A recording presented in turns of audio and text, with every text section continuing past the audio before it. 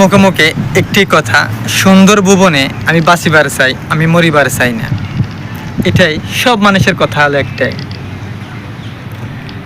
কিন্তু কেউ সফলতা অর্জন করে, আবার কেউ ব্যর্থতা নিয়ে ফিরে আসে। সফলতা আল্লাহর দেওয়ার একটি নিয়ামত, আর ব্যর্থতা হলো হতাশার একটি মূল কারণ। কেউ জীবনে সফলতা হয়, আবার কেউ হয় না, এটাই হলো বাস্তব। কিন্তু সবাই নিজের জায়গা থেকে আপনার কিছু করার জন্য আপনার ভালো উদ্যোগ নিয়ে থাকে। সবাই তো সফলতা অর্জন করতে পারে না, সবাই তো সেই জ্ঞানটা আল্লাহ পাকে দেয় নাই।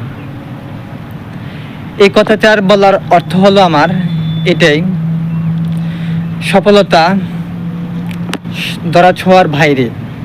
সফলতা সবাইকে ধরা দেয় না, সাময়িক কিছু কিছু মানুষকে সফলতা ধরা দিয়ে থাকে।